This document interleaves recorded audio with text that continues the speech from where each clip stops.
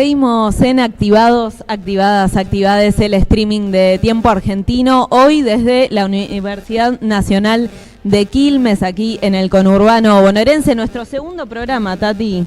Hermoso. Veníamos, qué gran universidad esta. Si ninguna de las dos había entrado a la UNCI, nos sorprendimos gratamente de la estructura del edificio, de las aulas, muy bella universidad.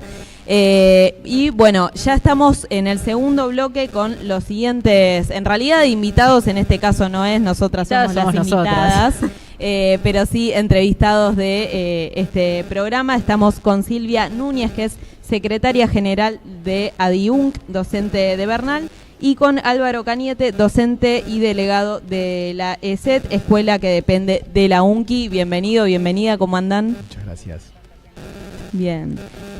Bueno, cuéntenos como docentes, en primer lugar, cómo están viviendo esta situación, este momento de tanta lucha, de tanto conflicto, de tanto recorte, donde estamos principalmente defendiendo lo básico que tenemos, como siempre venimos repasando, siempre falta más, ya faltaba más, pero ahora directamente es un recorte que atenta contra la continuidad de lo que hoy, con lo que se consiguió, ¿no?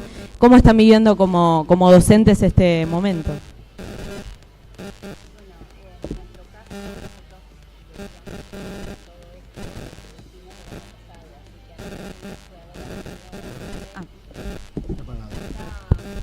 Ahí prendimos el micrófono. Decía que nosotros, desde que asumió Milei, a los 2 días ya estábamos haciendo las primeras reuniones con nuestros afiliados y afiliadas, tratando de pensar un plan de lucha que claramente no se puede pensar porque todos los días hay una nueva variable que cada vez es peor. Pero esa situación nos ha permitido a nosotros en febrero, cuando se retomaron las clases, armar con todo el conjunto de los claustros de la universidad una mesa interclaustro, y desde allí trabajamos codo a codo con docentes, no docentes, estudiantes y graduados. Entonces eso también nos da una plataforma de pensar mejor las cosas. Eso a nivel interno, digamos, ¿no? A nivel externo estamos acostumbrados a paritarias que se llaman paritarias solamente nominativamente, porque claramente son reuniones informativas donde te dicen es esto, y cuando vos decís que no, claramente se transforma en decreto o lo que fuera. Empezamos claramente por el presupuesto de la universidad, dado que era totalmente exiguo y no alcanzaba ni para 2 meses.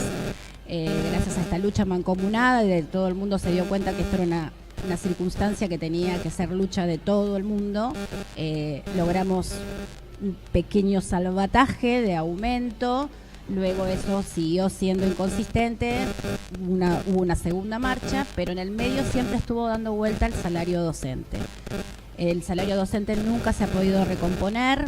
Estaba leyendo recién que estamos más o menos un 60% por debajo de lo que tendríamos que estar, y eso en cuentas más o menos significa 3,5 sueldos menos que hemos cobrado por esto, porque el presupuesto de la universidad, el 100% del total, el 90% más o menos se lo llevan los gastos de estar en funcionamiento, y el 10% restante es el de los salarios docentes. Independientemente que claramente nuestro reclamo es por el salario docente, porque ya nos está pasando que una persona que tenga dedicación simple, es decir, venga 2 veces por semana a esta universidad, aún viviendo al lado, con 180.000 pesos, se imaginan que ni siquiera de esa manera les alcanzaría. Entonces es muy grave, pero eso no quita también que luchemos por la totalidad de la problemática universitaria. Claramente ahora es muy grave lo que nos pasa, estamos igualados, docentes, no docentes y estudiantes, en la cuestión de cómo sobrevivir a esto que cada vez es peor. No, y además, cómo impacta también el recorte salarial, digamos, en la calidad educativa, ¿no? Porque me imagino que un docente, por más de que de su vida, de algo hay que vivir, y quizás, no sé si tienen experiencias de quizás docentes cercanos que tengan que tomar muchos otros trabajos, que dejen de poder dedicarle el tiempo que le dedicaban antes a preparar las clases, a seguir formándose, ¿no? Porque la tarea del docente es permanente, ¿no? Y eso también impacta en la formación. Te cuento yo algunas cosas y después sigue él, porque son como 2 situaciones diferentes. En el caso de un docente universitario, lo que hagas vos dentro de una universidad nacional es finito, es decir, vos podés tener 4 simples en el peor de los casos. El simple es, y el instructor es el primer cargo, ¿sí? Eso es lo que podés, son más o menos 10 horas, en total 40 horas. Entonces, imagínate, 180 más 180 más, hace la cuenta, 720.000 pesos, no alcanza absolutamente para nada, aún pensando que si no lo puede lograr acá en la Universidad Nacional de Quilmes, tenga que ir a Avellaneda, Florencio o Varela, que son las más cercanas, digo, Lanús, Avellaneda, UTN, bueno, no alcanza, y siempre que sea sistema nacional, eso no va a poder ser. Y por otro lado, lo que está pasando ya es que muchos docentes están pensando seriamente en si van a seguir con la docencia o no, o si se van a los negocios familiares, buscan si es contador, ir a la empresa privada, etcétera, etcétera. Pero me parece que también en la escuela técnica, que es una escuela secundaria, él también puede dar cuenta qué es lo que viene sucediendo. Sí, en la escuela me parece que lo primero es que lo primero que se recorta fue el FONID, que me parece que es el primer impacto que se genera sobre la tarea docente, ¿no? Me parece que eso es como un dato clave. Se decide, el FONID, de hecho, en estas reuniones, como decía Silvia, que no son paritarias, de manera unilateral el gobierno nacional decide entregar aumentos, ¿no? Por más que toda la comunidad educativa no esté de acuerdo con eso. Pero el FONID directamente nunca más lo establecieron, ¿no? O sea, desde nuestro salario de enero, digamos, desde diciembre, que nosotros no cobramos nunca más ese ingreso de dinero.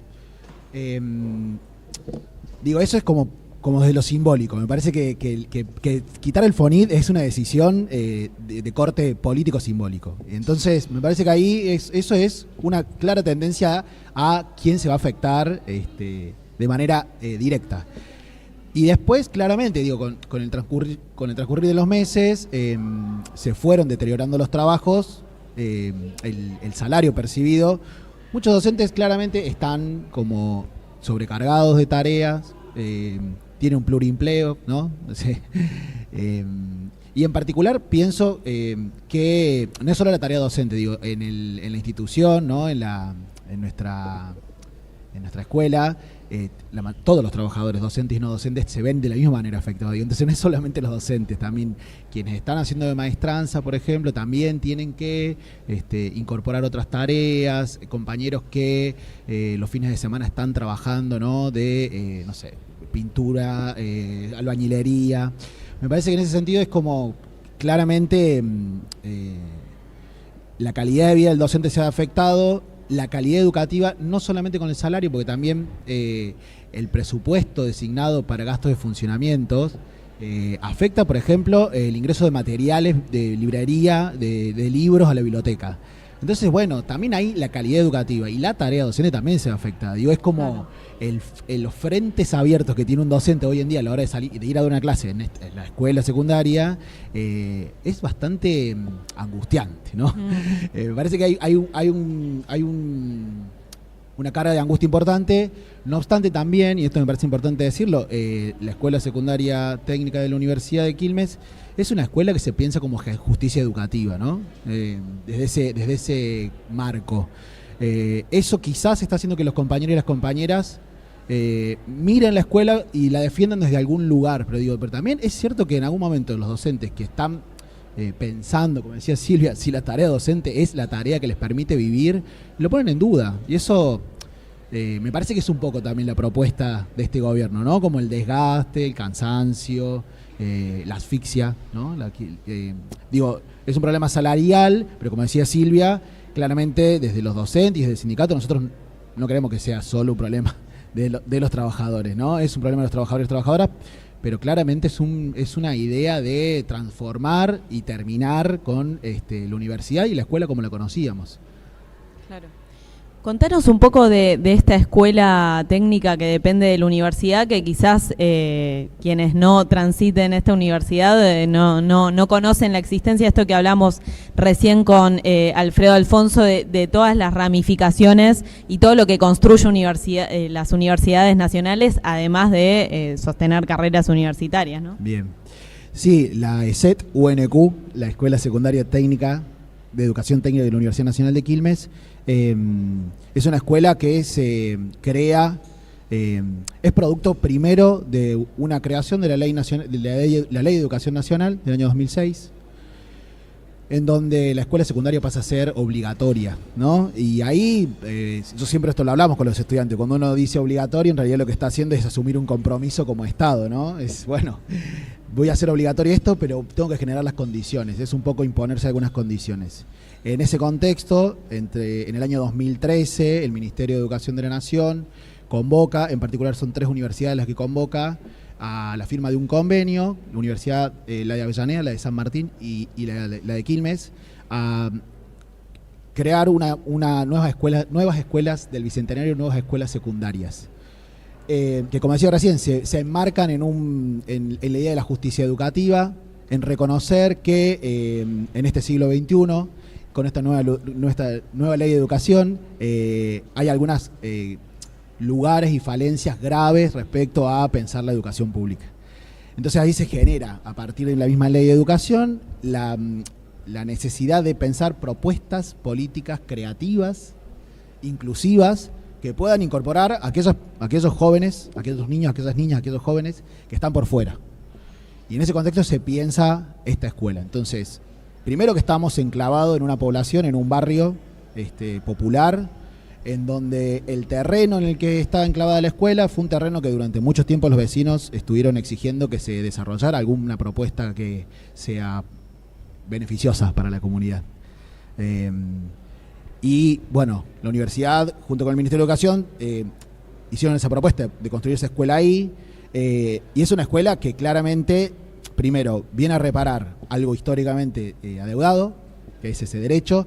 Entonces tiene que generar los mecanismos necesarios para poder garantizarlo, y eso implica que trabajamos con jóvenes, con niños, con niñas, quizás con trayectorias educativas muy complejas, en donde la escuela tiene que montar dispositivos y los trabajadores tenemos que pensar propuestas que sean capaces de sostener a estos estudiantes adentro de la escuela. Entonces es una escuela preuniversitaria, pero quizás no como, al ser de las nuevas escuelas, no es como las escuelas preuniversitarias que popularmente conocemos. Yo soy de Córdoba. En Córdoba hay 2 escuelas preuniversitarias que no están pensadas bajo esa lógica, ¿no? Entonces esta escuela en particular tiene esa característica, ¿no?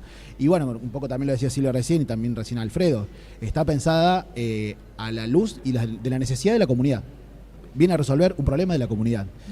En ese sentido está pensada. Y es importante también mencionar que esto ya no está más financiado por el gobierno nacional, y es totalmente una misión de esta universidad mantenerla como de lugar, y si se saca del presupuesto de la universidad, se saca todo lo que se necesita para la escuela. Es algo que la universidad no quiere renunciar. Claro.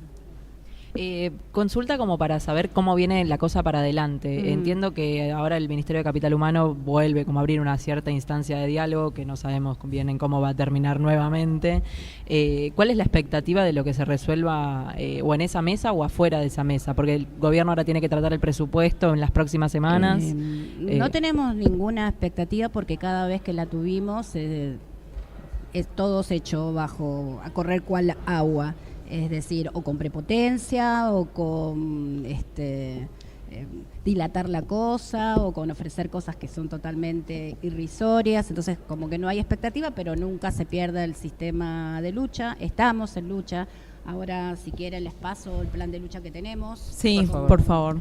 Sabemos que hoy hay asamblea estudiantil a las Sí, yo te voy a hablar a nivel nacional. Perfecto. Yo pertenezco a CONADU, no sé si ustedes saben, hay un frente intersindical donde están absolutamente todo el mundo. Dentro de este frente sindical hay un plan de lucha muy importante, inclusive a pesar de toda esta política de querer desunir y enfrentar a diferentes sectores. Por ejemplo, en el caso nuestro, CONADU y CONADU Histórico, que eran rivales, pónganle por así un mote. Sin embargo, hemos tenido hace 2 semanas un plenario de secretarios generales unidos donde decidimos hacer planes de acción totalmente mancomunados.